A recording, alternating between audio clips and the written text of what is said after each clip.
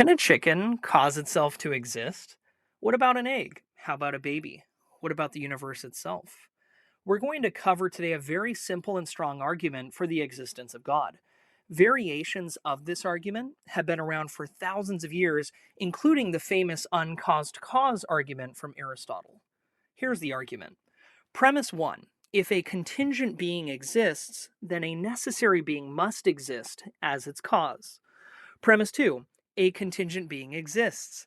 Therefore, a necessary being must exist as its cause. Let's start by defining the difference between contingent and necessary.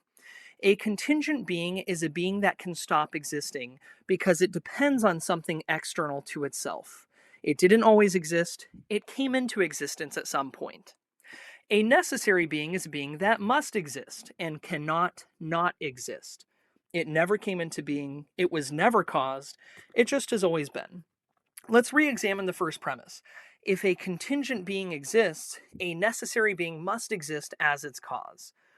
The reason this premise is true is because a contingent being has no ability to cause itself.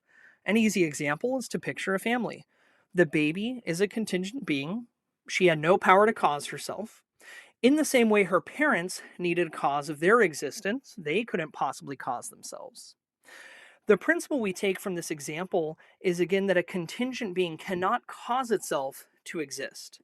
Now, let's rewind the clock and look backwards for generations. Ultimately, no contingent being could ever make itself exist.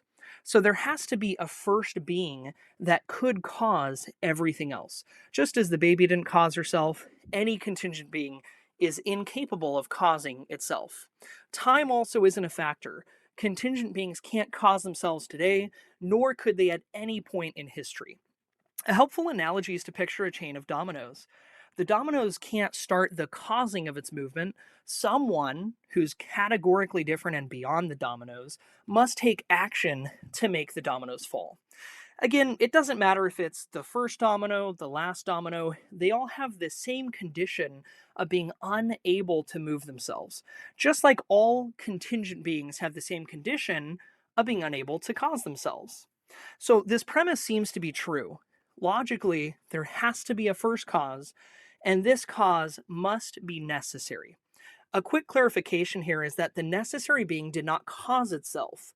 In philosophy, a self caused being is a contradiction and cannot possibly be true because a being would have to first exist to be able to do the causing that would make itself exist. A self caused being is similar to saying a square circle or a married bachelor. So, this cause, the necessary being, did not begin to exist. This cause transcends and is beyond time and space. The necessary being is pure existence. Premise 2 is true. A contingent being does exist. In fact, all of us are evidence of this second premise. We did not always exist, we could stop existing, and we came into being at some point in time. We had no ability to create ourselves. Therefore, a necessary being must exist. Overall, there must be something that is eternal that started everything else.